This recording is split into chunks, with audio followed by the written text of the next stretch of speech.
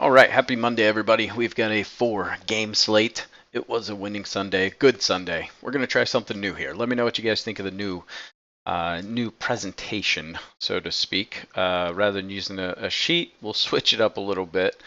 Let me know. Been working on this for a little bit. I think it's finally ready to kind of be unveiled. So, in terms of implications for playoffs today, really the only game that matters is the Mariners and the Diamondbacks. So the Mariners are 2 games back of the last wild card spot, and the Diamondbacks are tied for the final wild card spot. So pretty big game for the D-backs after blowing an 8-0 lead yesterday. That was pretty crazy.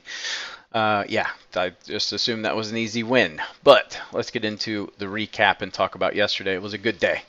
We ended up going up a little over 3 units. We hit the Tigers. Team total over 3.5. Made me a little nervous. They scored 3 by the 3rd inning. Took them a while to get that 4th. We hit the parlay of Cincinnati and Pittsburgh, San Francisco, KC, first 5 under. Atlanta and Miami, both teams to score 3+ runs. Nailed that. D-backs, team total over 4.5. Thank God we didn't choose money line. Losses, we had the Twins lose, so that cost us one of the parlays, and then the Dodgers had to come back with 2 solo home runs in the bottom of the 9th to win. Houston blew a decent lead, so that sucked, but it is what it is. Let's get into the slate here. First game on the card, we've got Cubs and Phillies, so it's a bullpen game for the Cubbies. I've seen Nate Pearson. I've seen Wesneski, right? I don't really know which one's going to start, but they'll be there for a short time. So just a straight up bullpen game. It was supposed to be Justin Steele. I'm not sure what happened there, but obviously Steele is not starting anymore. Going up against Aaron Nola. So Nola has a 3.79 away ERA. If we look, he's been struggling a little bit. His last game was pretty decent. He only gave up 1 earned run, but he had given up 10 earned runs in the previous 2 games to that. So for me, I want to see the lineup first. We saw a fairly regular Phillies lineup yesterday, which surprised me, which means they may sit some guys today, although they're at home. So I don't know. We'll have to see. Definitely want to see the lineup on this one. Would definitely lean Phillies, maybe the over. I feel like Nola needs a good start just to firm up his, just to firm himself up for the playoffs. I think there's been some chat in the Philly area about, should he be included in that postseason rotation just because how bad he's been lately. So I do think he comes out with a little bit of a little extra gear like he did his last start trying to prove a point. So I like him in the spot. I am a little concerned if we look at the Cubs over the last 7 days, they've been hitting really well. Last 7 days, they're hitting .314 off of righties. Essentially, top 3, top 4 offensive team over the past week or so. A little bit concerning. Cubs bullpen's been really bad though. 4.73 ERA. Phillies bullpen's actually been trending in a very good direction. There for a while they were pretty bad. They were one of the worst bullpens, and then they were one of the best, and then they started trending back towards bad. Now they're trending back to good. So we'll have to see. I would go, Phillies money line in this. Yeah, if we look at the Phillies, 8 earned runs versus the last 3. I had put left-handed starters just because Steele was in there. Do we see Steele at some point? I don't know. It's kind of a weird game. Cubs are hitting with runners in scoring position, though, so, something to think about. That said, Philly's not too bad, hitting about 260 with runners in scoring position lately, so I can see this being a pretty interesting game. Only concern for Nola, last 30 days against righties, given up about a 300 average, 345 WOBA, but he's been throwing well to lefties, 176 average, 253 WOBA. I would say give me Phillies in this spot. All right, next game, we have the Red Sox and the Blue Jays. So we've got Tanner Houck going up against Chris Bassett. Bassett about a 4.5 home ERA. Houck a little over a 3 away ERA. So pitching pretty well away. If we look at Bassett, he is 1-1 with a 2.14 ERA versus Boston since 2022. And he's got a 2.77 home ERA versus them. He's faced this team 3 times already this year. Last 2 times he faced them was at Boston. So 18.2 innings pitched, 17 hits, only 5 earned runs. So hits are high, earned runs okay for him, I guess, maybe a hair high. If we look at Bassett, he's given up 5 earned runs in his last 3 games, 5 earned runs in his last 3 home games. So kind of trending in an okay direction at home, not pitching too bad. If we look at Tanner Houck, he is 0-1 with almost a 4 career ERA versus Toronto in 7 games. So only 2 of those 7 were at Toronto, and he didn't give up too many runs. His splits were better there than they were at home. Kind of makes sense. His ERA in general is better away. If we look at Houck, he has given up 5 earned runs in his last 3. All of those 3 starts were away. So he's definitely trending in a better direction. We saw Bassett get his start pushed back.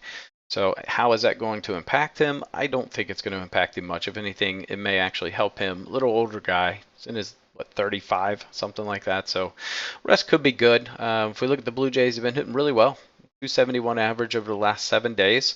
If we look at the pitch splits for Tanner Houck, not great, right? Toronto over the last 30 days, 5th in the fastball, which he throws 32% of the time, and then 5th in the slider, which he throws about 42% of the time. So some splits that definitely favor the Blue Jays. If we look over the last 30 days, how both pitchers are faring, Bassett giving up a 188 average to righties.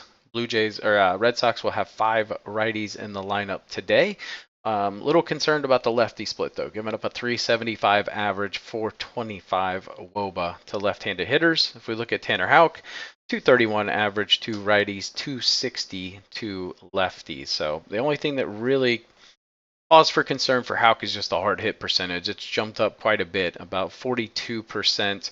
About a 90 x velo. So both of those are above league average, whereas Bassett, hard hit percentage 37%, exit velo 88 miles an hour. So I would definitely lean Blue Jays, or you could go their team total over 3.5 at about minus 140. So those are what the plays I like there. Next game, we've got the Mariners and the Astros. This one was supposed to be Luis Castillo. He was listed last night, and now it's changed to Bryce Miller. Kind of an interesting change. Miller has a decent amount of games against this team, actually. He's 3-1 with a 3.18 ERA in 5 games versus Houston. 2 of those were in Houston. He went 12.1 innings, 4 earned runs. Now, he's pitched 2 games against this lineup this year, 1 at home, 1 away, 12 innings, 11 hits, 6 earned runs. So they did get to him. Now, they got to him in Seattle, which is kind of weird. He shut him out in Houston. If we look at Miller, been trending good. 2 earned runs in his last 3 games, 5 earned runs in his last 3 away games. That was against the Cardinals, the Angels, and the Dodgers. If we look at Hunter Brown, he's given up 8 earned runs in his last 3 home games. That was 2 to the Rays, and he gave up 5 to the Giants. So of those 8, 5 came against the Giants. Only gave up 1 against the Mets. So kind of interesting there. He's pitched against this team 3 times already this year. So this will be his 4th game pitching against this lineup. He's got good splits. They're not hitting well off of him. He's got 16.1 innings pitched, 13 hits, 3 earned runs. So I would say everything definitely is skewing in Houston's favor, right? They've got the better pitcher. They've got the home field advantage. But their lineup scares me. The bullpen, like I said, blew a pretty easy win yesterday. That makes me a little bit nervous. If we look at the pitch splits for Brown, the Mariners are the #1 hitting team against right-handed fastballs over the last 30 days. That is a pitch Brown throws 53% of the time, so it scares me a little bit there. The cutter, Mariners are 8th over the last 30 days. Slider, they are 4th, and curveball, they are 10th. So a lot of the pitches he throws are favorable to the Mariners, and we've got some cat action going here. All right, if we look at Bryce Miller in terms of his pitching to batters, giving up a 220 average to lefties, only 136 average to righties. So that's important to me. I always look at kind of righty splits against the Astros. If we look at Hunter Brown, 175 to lefties, 228 to righties. Biggest difference between the two is hard hit percentage. Bryce Miller 41%, whereas Hunter Brown is 30%. I would say give me the Mariners +1. That's at minus 114. We've got an over/under set at 7.5, so they still do think it's going to be a somewhat close game. So I will take the Mariners +1 in this spot. All right, last game on the card is going to be Giants and the Diamondbacks. We got Hayden Birdsong, the Cacao, going up against Eduardo Rodriguez. If we look at Rodriguez, he is a lefty. The Giants are not hitting lefties well. They are 133 over the last 14 days, 128 over their last 7 days. So really struggling against left-handed pitching. And I think that shows in Rodriguez's K prop, which is set to 5.5, which is really high for him, and the over is favored, which I don't necessarily agree with that.